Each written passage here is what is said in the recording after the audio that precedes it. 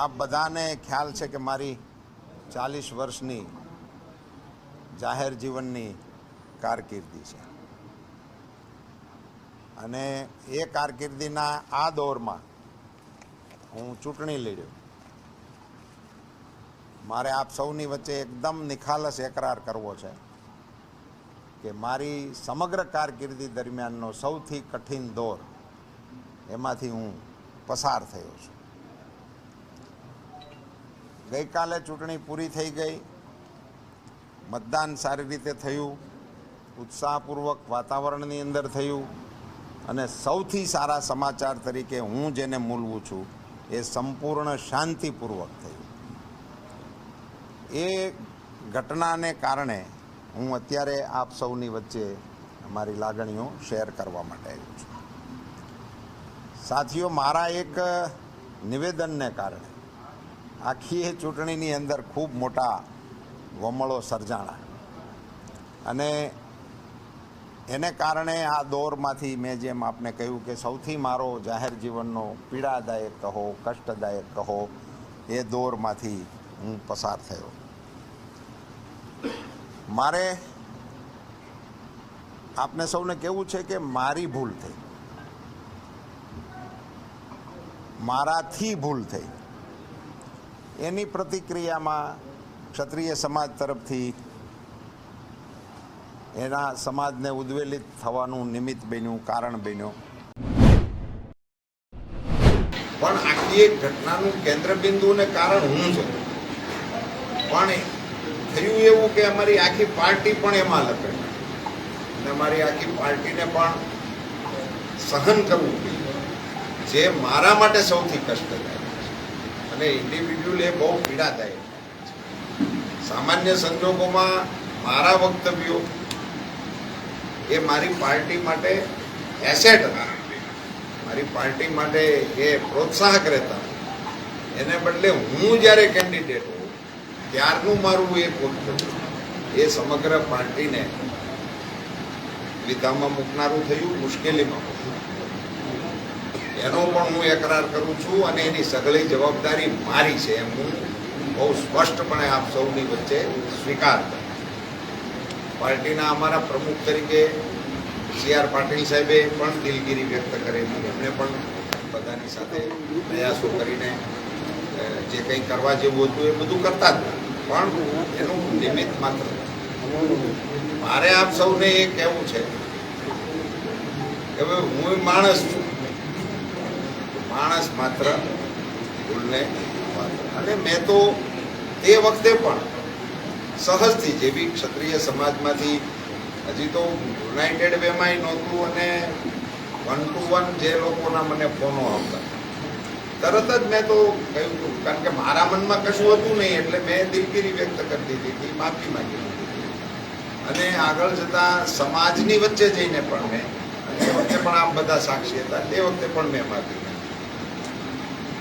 હવે જ્યારે મતદાનની પ્રક્રિયા પૂરી થઈ છે અને હવે મતવાળો વિષય કાંઈ છે નહીં, હવે રાજનીતિવાળો વિષય પણ જે છે નહીં, કારણ કે ચૂંટણી હોય ને એટલે પછી બધું એમાં અંદર આવી શકે એ આપણને બધાને ખ્યાલ છે. એટલે એમાંય હું તો કંઈ બહુ જવાના મતનો છું.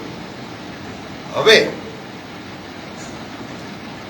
હું પરસોત્તમ રૂપાલા ભારતીય જનતા પાર્ટીનો કાર્યકર્તા અને જાહેર જીવનનો એક કાર્યકર્તા તરીકે ક્ષત્રિય સમાજના જે લોકોની લાગણી દુભાણી હતી અને મેં ત્યારે માફી માંગી હતી, એનો એક ભાવાર્થ એવો પણ નીકળતો હોય કે હવે ચૂંટણી છે તો ફરજિયાત છે કે આવું કંઈક કરીને એમાંથી રસ્તો કાઢવા માટેનો પ્રયાસ કરે ને એ પણ સ્વાભાવિક છે. આજે હું નમ્રતાપૂર્વક માફી માંગુ છું, સમગ્ર ક્ષત્રિય સમાજની માફી માંગુ છું, ક્ષત્રિય સમાજની અમારી માતૃશક્તિને પણ વિનંતી કરું છું અને ક્ષત્રિય સમાજને કહું છું કે ઔદાર્ય એ ક્ષત્રિય સમાજનું ભૂષણ છે. હવે આજે રાજનીતિ પ્રેરિત મારું નિવેદન નથી. હું આપ સૌને કહેવા માંગુ છું કે આપણા દેશના વડાપ્રધાન અને વિશ્વની ઉમ્મીદ એવા આદરણીય નરેન્દ્રભાઈ મોદી સાહેબને પણ આ ઘટનાને કારણે સાંભળવું પડ્યું છે. એમને પણ નાનું મોટું કશું પણ એમને જે થયું હશે એ પણ મારા માટે અત્યંત પીડાદાયક અને કષ્ટદાયક વિષય છે. તો ફરીથી હું આપ સૌના માધ્યમથી એક નમ્રતાપૂર્વક મારી માફીને પ્રસ્તુત કરીને ક્ષત્રિય સમાજને આહ્વાન કરવાના મતનો છું, વિનંતી કરવાના મતનો છું કે રાષ્ટ્ર જ્યારે વિકસિત ભારત બનવાના લક્ષ્ય તરફ આગળ વધી રહ્યું હોય ત્યારે એમાં મારી ભૂલને નિમિત્ત બનીને આખા સમાજને કોઈ પણ પ્રકારની અન્ય બાબતોથી એ સમાજ માટે કશું કહેવાનું ઇતિહાસને મન થાય એવી બાબતોથી પર રહી અને ક્ષત્રિય સમાજ રાષ્ટ્રના વિકાસની આ કેડીની અંદર અગ્રેસર ભૂમિકા ભજવવા માટે આગળ વધે એવું નમ્ર નિવેદન, નમ્ર અપીલ આપ સૌના માધ્યમથી હું કરવાના મતનો છું. સાથે સાથે મારી આ ભૂલને કારણે સર્જાયેલા વમળોથી અમારા કેટલાક સાથીદારોને પણ સહન કરવાનું આવ્યું છે. હું આપ સૌની સામે એમના માટે પણ મારી દિલગીરી પણ વ્યક્ત કરું છું અને એમની પણ ક્ષમા ચાહું છું. આપ સૌને મારો નમ્ર અનુરોધ છે કે આપ સૌએ આ મારા કઠિન દોરની અંદર જે પ્રકારે મને સાથ અને સહકાર આપ્યો છે હું એની પ્રશંસા કરું છું. પુનશ્ચ ઈચ્છામી દુક્કડમ. ધન્યવાદ. ભારત માતા કી જય. સંપૂર્ણપણે આખી કોન્સ્ટિટ્યુન્સીમાં શાંતિપૂર્વક મતદાન અને આખા દિવસ દરમિયાન મને એ પણ સૂચના કે ટેલિફોન કોઈ નકારાત્મક વિગત સાથેનો કે ઘટના સાથેનો મને આખો દિવસ મળ્યો. હું તો અગાઉ ચૂંટણીઓ લડતો હતો ત્યારે આવું બધી ઘણી ઘટનાઓ બનતી હતી, પણ આ જે મળ્યું નહીં એ મારા માટે સૌથી સારી ઘટના હતી. અને તમે કહો છો સૌથી ખરાબ ઘટના તો આખા દિવસ દરમિયાન એવો કોઈ અનુભવ મને થયો છે એટલે એને હું કોઈ ઘટનાને એમાં દર્શાવી શકું. સાહેબ, ગુજરાતમાં રહેવાનો છો કે અન્ય રાજ્યોમાં પ્રચાર માટે?